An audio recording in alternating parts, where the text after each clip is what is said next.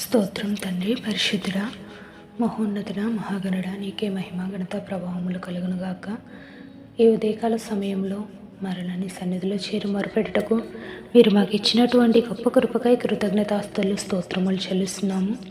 నిన్ను ఆరాధించి, నిన్ను స్తుతించి, నిన్ను గణపరచుటకు మీరు మాకు మరొక దినాన్ని దయచేశారు. నీకు వందనములు నాన్న. సమయంలో నిన్ను ఆరాధిస్తుండగా, నిన్ను స్తుతిస్తుండగా నీ చిత్తంలో మమ్మల్ని నడిపించి, నీ సహాయమును అందించి, నీ నా మహిమార్థమే వాడుకుంటారని నమ్ముతూ ఆశిస్తూ నజరేయుడైన యేసయ్య అతి పరిశుద్ధ నామములో ప్రార్థించి స్తుతించి అడిగి వేడుకొంచున్నాం తండ్రి, ఆమేన్. దేవా పాపిని నిన్నాశ్రయించాను,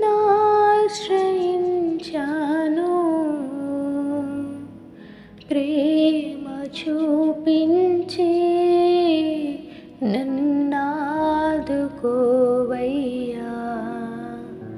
దేవా పాపిని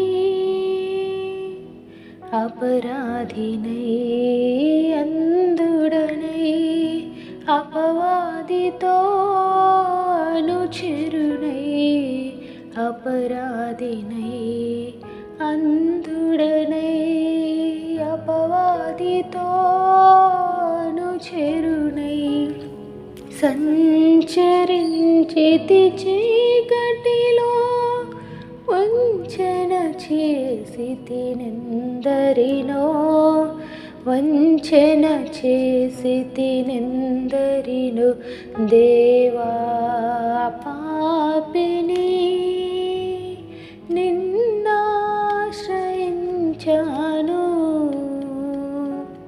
ప్రేమ చూపించి నన్నాదుకోవయ్యా. దేవా పాపిని కలువరిలో సిలువుండా, కలువరముంది జగమంతా, కలువరిలో సిలువుండా, కలువరముంది జగమంతా. పాపినైన నా కొరకై మరణమునే జయించితివి, మరణమునే జయించితివి. దేవా పాపిని నిన్నాశ్రయించాను, ప్రేమ చూపించి నన్నాదుకోవయ్యా. దేవా పాపిని. Praise Lord. తిమోతికి రాసిన 2వ పత్రిక 2వ అధ్యాయము 22వ వాక్యం. నీవు యవనేచ్ఛల నుండి పారిపొమ్ము, పవిత్ర హృదయులై ప్రభువును ప్రార్థించు వారితో కూడా నీతిని, విశ్వాసమును, ప్రేమను, సమాధానమును వెంబడించుము. ఈ కాలంలో అనేక మంది యవనస్తులు తమ హృదయములను పాపమునకు అప్పగించి ఒక పాపమైన ఒక బురదలో పడి ఉన్నారు. వారు పైకి లెగవలేకపోతున్నారు. ఎవరిని ఆశ్రయించాలో తెలియట్లేదు, ఎవరిని వేడుకోవాలో తెలియట్లేదు, ఎవరి పాపం నుండి విడిపిస్తారు అని తెలియట్లేదు. దేవుని నమ్ముకున్న వారు కూడా కొంతమంది ఈ పాపం నుండి బయటకు రాలేకపోతున్నారు కదా. ఎందుకంటే మనం దేవుణ్ణి ఆశ్రయించినప్పటికీ కూడా, దేవుణ్ణి మనము ఎంత వెతికి ప్రార్థించినప్పటికీ కూడా ప్రతి యవనస్తుడి హృదయంలో పాపం అనేది ఖచ్చితంగా అది చోటు చేసుకొని ఉంటుంది. ఎప్పుడెప్పుడు ఎవరిని వాడి వైపు త్రిప్పుకోవాలి అని సాతాను ప్రయోగిస్తున్నాడని నిన్న చెప్పుకున్నాం కదా. అదేవిధంగా ఈ పాపం అనే ఆలోచన పెట్టి, పాపపు ఆలోచనతో నింపి సాతాను అనేవాడు వాడి వైపు ఒక యవ్వన బిడ్డను, ఒక యవ్వనస్తుని వాడి వైపు త్రిప్పుకోవాలని, వాడి వైపు మలుచుకోవాలని చాలా ప్రయత్నాలు చేస్తుంటాడు. అందుకనే 2 తిమోతి గ్రంథంలో ఏం చెప్పారు? నీవు యవనేచ్ఛల నుండి పారిపొమ్ము, ఈ యవనేచ్ఛలు యవన వయసులో ఉన్నప్పుడు అనేకమైన ఇచ్ఛలు, అనేకమైన కోరికలు ఎంతగానో హృదయమును సతమతం చేస్తూ, ఎంతగానో హృదయంలో ఆలోచనలు అనేవి నిన్ను భయంకరంగా బాధిస్తూ, నువ్వు ఒంటరిగా ఉన్నప్పుడు కానీ, నువ్వు అనేక మందితో ఉన్నప్పుడు కానీ, నువ్వు మాట్లాడే మాటలు కానీ, లేదా నువ్వు ఒంటరిగా ఉన్నప్పుడు ఆలోచించే ఆలోచనలు కానీ, ప్రతి ఒక్కటి కూడా ఎలా ఉంటుంది, అపవిత్రముగానే, దేవునికి విరోధముగా, దేవుడు కూడా అసహించుకునే విధముగా మన హృదయం అనేది అలా మారిపోతుందన్నమాట. అందుకే ఏం చెప్తాడు, నీ యవనేచ్ఛల నుండి పారిపోము, పవిత్ర హృదయులై ప్రభువునకు ప్రార్థించు వారితో కూడా నీతిని, విశ్వాసమును, ప్రేమను, సమాధానమును వెంబడించుము. మనము ఎవరైతే ప్రభుతో ప్రార్థిస్తున్నారో వారితో కలిసి, వారిని చూచి, వారు ఎలా ఉంటున్నారో వారిని బట్టి నేర్చుకుంటూ, వారి ఎలా జీవిస్తున్నాడు, వారి ప్రవర్తన ఏంటి అని చెప్పి వారితో కూడా నీతిని, విశ్వాసమును, ప్రేమను, సమాధానమును వెంబడిస్తూ ముందుకు వెళ్ళాలంటే 1 తిమోతి గ్రంథం, తిమోతిలకు రాసిన పత్రిక 4వ అధ్యాయము 12వ వాక్యంలో, నీ యవనమును బట్టి ఎవడునూ నిన్ను తృణీకరింపనీయకము కానీ మాటలోను, ప్రవర్తనలోను, ప్రేమలోను, విశ్వాసములోను, పవిత్రతలోను విశ్వాసులకు మాదిరిగా ఉండము. మనం యవన కాలంలో ఉన్నప్పుడు అనేక మంది మనల్ని తృణీకరించవచ్చు. అంటే దాని అర్థం ఏంటి, మనం చేసే ఒక కార్యమును బట్టి కానీ, మనం చేసే ఒక తలంపును బట్టి కానీ మనల్ని అనేక మంది తృణీకరించవచ్చు. కానీ ఆ తృణీకరింపనీయక మనం అలా అనేక మంది ద్వారా తృణీకరింపనీయబడకూడదు. అంటే మన మాటలోను, మన ప్రవర్తనలోను, ప్రేమలోను, విశ్వాసంలోను, మన పవిత్రతలోను అనేక మందికి మాదిరిగా మనల్ని మనం కనపరుచుకున్నప్పుడు అనేక మంది నిన్ను ఇష్టపడతారు, అనేక మంది నీ దగ్గరకు వస్తారు, నీ మాటలు వింటారు, నిన్ను అంగీకరిస్తారు.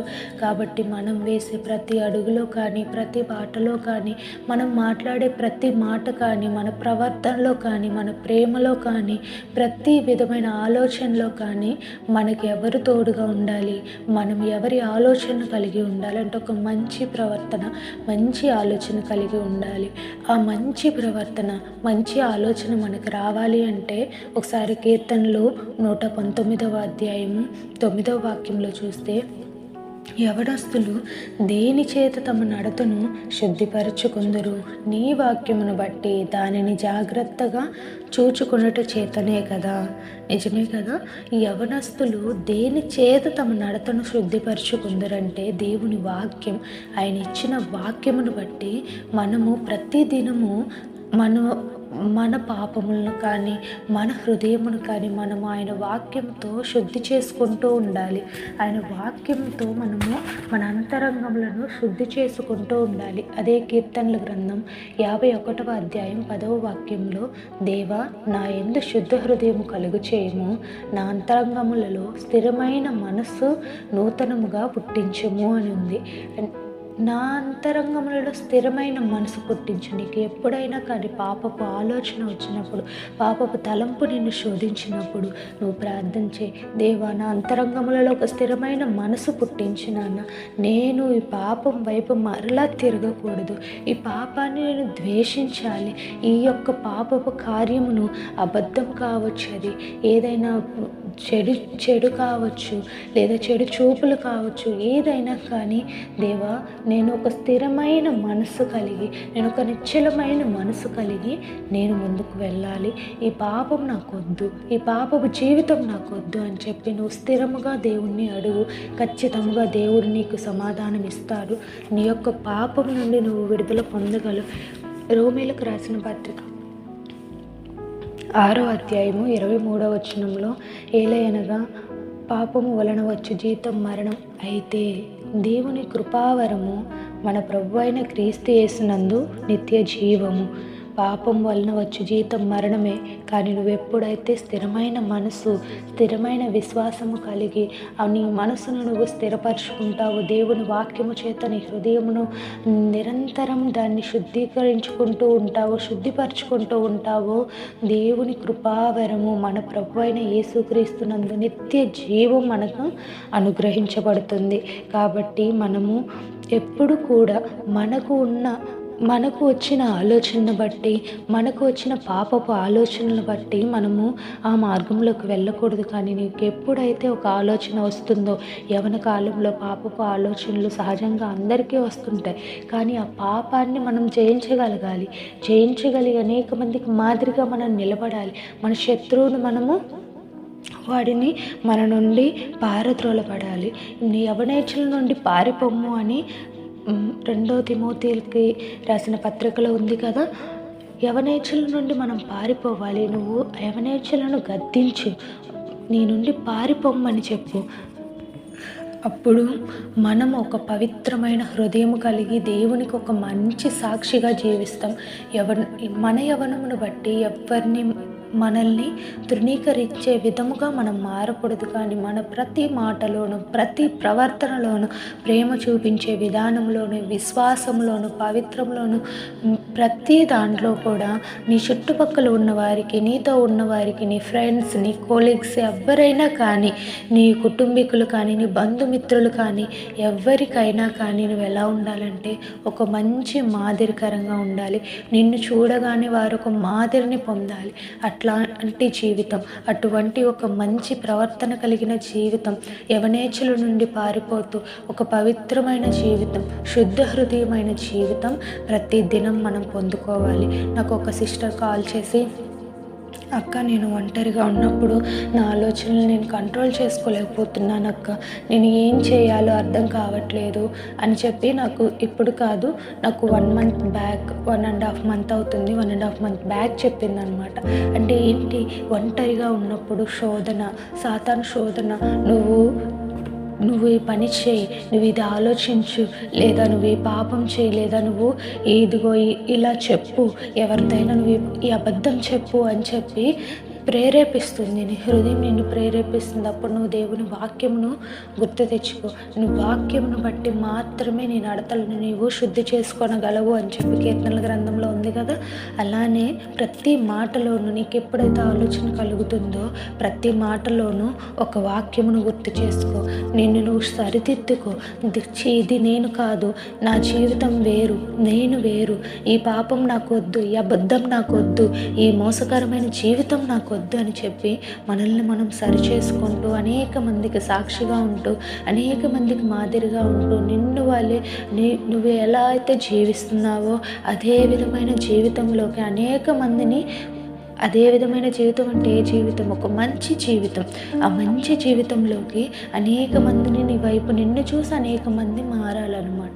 ఆ విధమైన జీవితం కలిగి మనము ముందుకు వెళ్ళాలి. కాబట్టి దేవుడు ఈ చిన్న మాటల్ని దీవించునుగాక. ప్రార్థన చేసుకుందాం. పరిశుద్ధుడా, మహోన్నతుడా, మహాగణుడా, నీకే వందనములయ్యా. నిజముగా తండ్రి నాన్న, యవ్వన కాలంలో, యవ్వన వయసులో ఉన్నప్పుడు ఎన్నో పాపపు ఆలోచనలు, పాపపు తలంపులు, అబద్ధ కార్యములు, అబద్ధపు ఆలోచనలు, మోసపూరితమైన ఆలోచనలు, ఇవన్నీ కూడా ఎంతోమంది యవ్వనస్తులను సతమతం చేస్తున్నాయి ప్రభువా. వీటి నుండి ఎంతోమంది విడుదల పొందలేక ప్రభువా వెనక్కి తగ్గిపోతున్నారు. అనేక మందికి మాదిరిగా నిలబడవలసిన యవన బిడ్డలే ప్రభువా అనేక మంది చేత తృణీకరింపబడుతున్నారేమో, అనేక మంది చేత తృణీకరింపబడి దూరం అవుతున్నారేమో.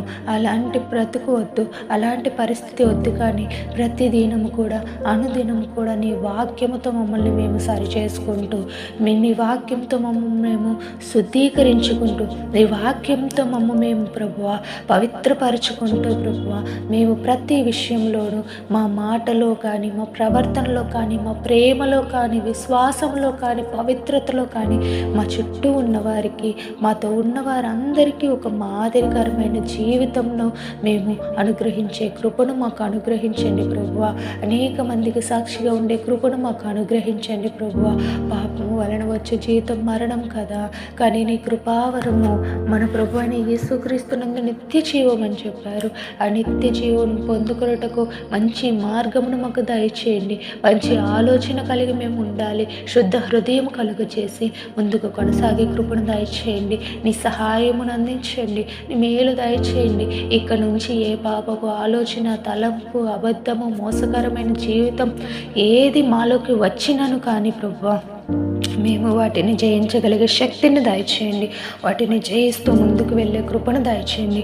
అనేక మందికి సాక్షిగా ఉండే కృపను మాకు దయచేస్తారని నమ్ముతూ, ఆశిస్తూ, నీ నామానికే మహిమ, ఘనత, ప్రభావములు కలుగునుగాక. మీరే మహిమ పొంది ఘనత పొందుతారని నమ్ముతూ, మేము అనేక మందికి వెలుగుగా ఉండే కృపను దయచేస్తారని నమ్ముతూ, ఆశిస్తూ, నజరేయుడానికే మహిమ, ఘనత, ప్రభావములు చెల్లిస్తూ యేసయ్య పరిశుద్ధ నామములో ప్రార్థించి స్తుతించి అడిగి వేడుకొంచున్నాం తండ్రి. ఆమేన్.